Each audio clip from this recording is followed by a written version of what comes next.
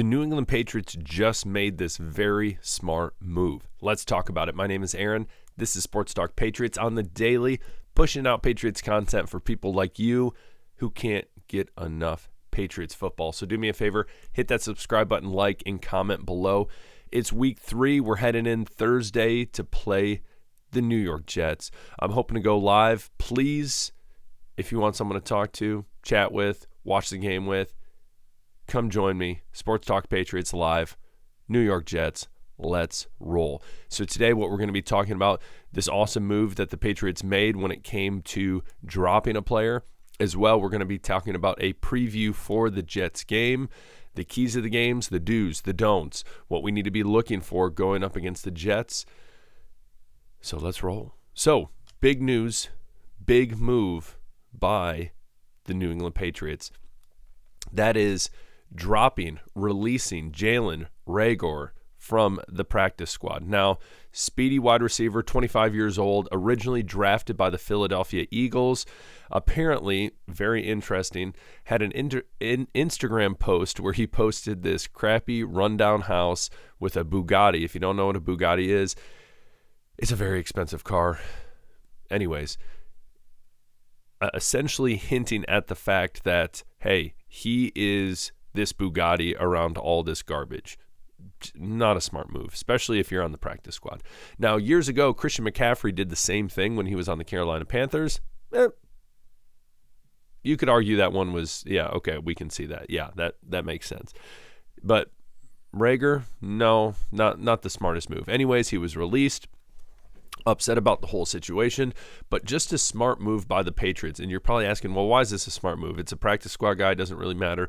But here's the deal. Gerard Mayo, Elliott Wolf, the front office of the New England Patriots, hey, listen, we're not going to put up with this trash from you. You know, practice squad is a place where it's like, okay, hey, we can elevate you to the team. We can do that multiple times. It's almost like you are there just in case, or you're almost like a project for the team. Hey, we're going to try to develop you and see what we can make out of you. And you never know, you could turn out, you could jump on the active roster. We'll see what happens.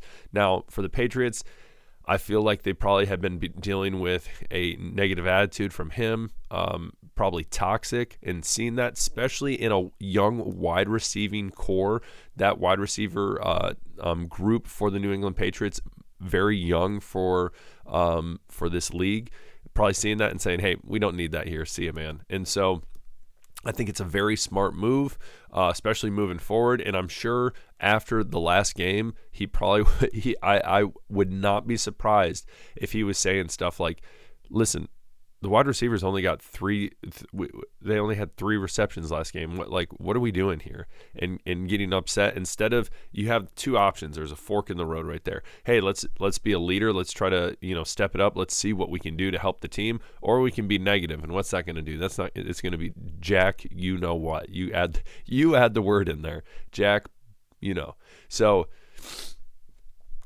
when it comes down to it, I think that this was a smart move, needed to be done. See you later. And honestly, too, we know that Kendrick Bourne's coming back at some point, so he will probably be taking that spot.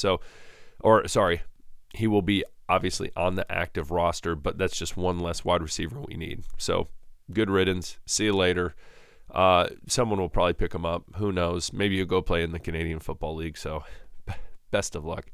Next up, we're going odds for the Patriots, New York Jets. I feel like in more than one video I've been talking, especially when I was getting upset about the Patriots' loss this past weekend. I kept saying, I think more than once, the New York Patriots. That's my fault. I get razzled a little bit. Next thing you know, I'm saying things I shouldn't be saying. So, some odds for you. First, New York Jets projected by Vegas to win. Money line is minus 300.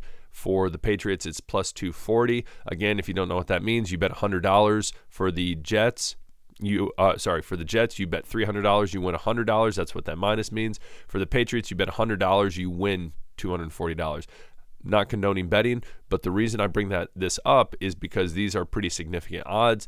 It's really in favor, obviously, of the Jets. A lot of times in the NFL, you can see odds usually at like minus 150, like in the hundreds range. So when you see something like 300, they're like, yeah, we're pretty confident it's going to be the Jets, especially the spread. This one is also, and I've said this before as well, that the Jets are favored by 6.5 points, and that's usually big. So that's a touchdown right there. So that's pretty significant in the NFL for a spread. Again, college, much different here.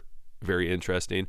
Over under is 37.5 points. I think that seems about right. Again, our defense has to hold this offense at bay.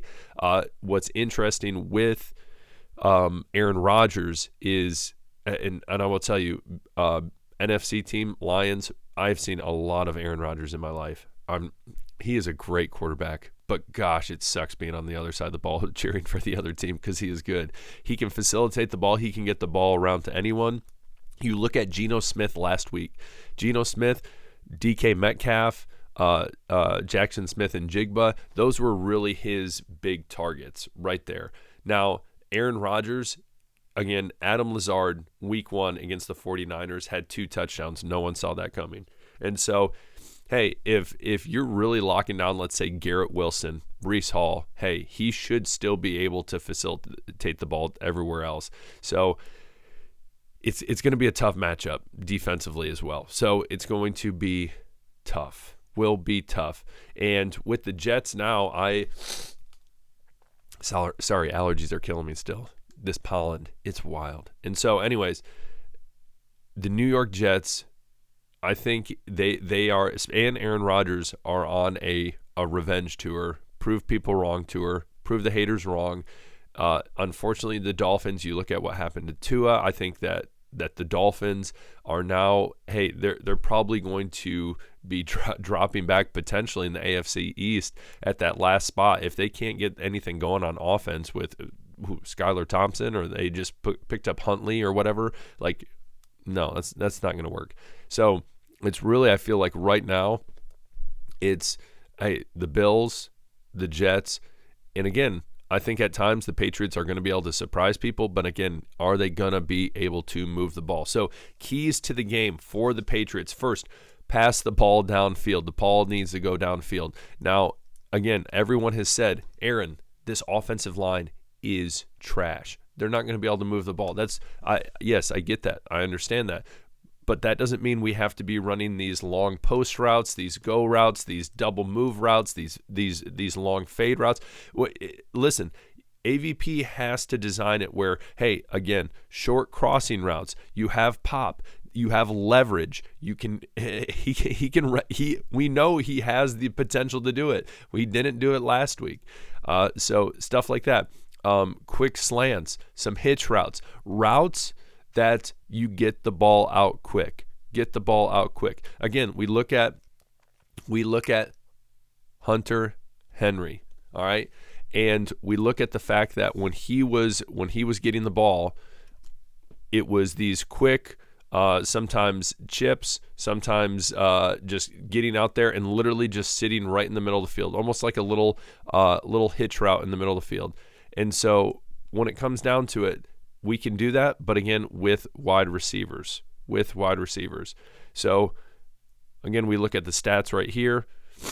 A lot of potential run game. Got to get that started as well. But the biggest thing, key number 1, got to get the ball downfield. We have wide receivers with the potential in Pop and Polk. Again, I think Thornton can be poised for a good season. KJ Osborne has had some catches and shown, and I think he was a good pickup. But again, we got to get the ball in his hands. So that is going to be a key to the game. Next key to the game is defensively. We really need to clamp down on Breece Hall coming out of the backfield and Garrett Wilson. So both those two players, big impact players, but I feel like if we can hold them at bay for the most part, we can be in this game. And so, sorry, I pulled this up and then I need to go all the way back. Here we go, one more. There we go. So you look at this game against the Titans. Again, the Titans defense actually is I'm going to say above average. I'm not going to say they're awful. But if you look, they held Aaron Rodgers to 179 yards. Breece Hall, 62 rushing yards. I'm surprised they didn't keep running more with him.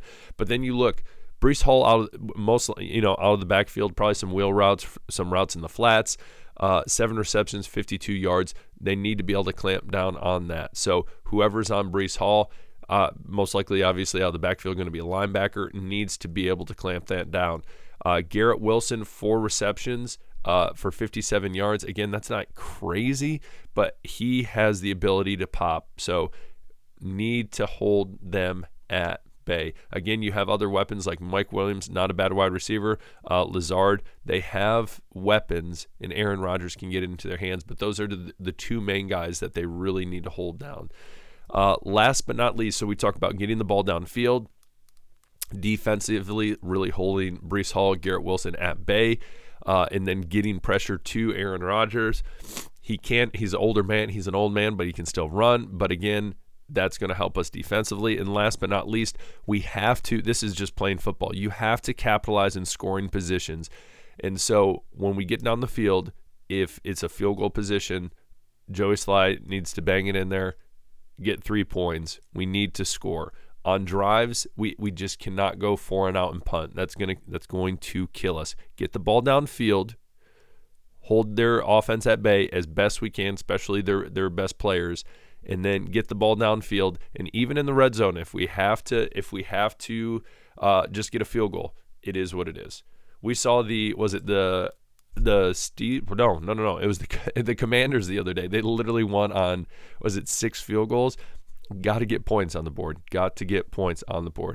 I've realized I never asked you once to comment. So this is what I want you to do. Comment what's your thought. What are the keys to the game for you that you're going to be looking for? What are you excited for? Do you think they have a potential to win? I'm going to give you a score prediction right now. I think that the score is going to be, I am going to go 24. I'm going to go 24-17. I'm literally going to switch this score up right here. No, I'm going to go 24-20. I'm going to go 24-20. I'm going to say Patriots. They get the ball downfield. They surprise people Thursday night in front of all the NFL fans, in front of the media, in front of everyone, proving people, hey, we can do it, but they're going to need to do it. So we'll see. Again, I'm going to go live. Check it out. I'll talk to you guys later. This is Sports Talk Patriots. Hit that subscribe button on your way out. Peace.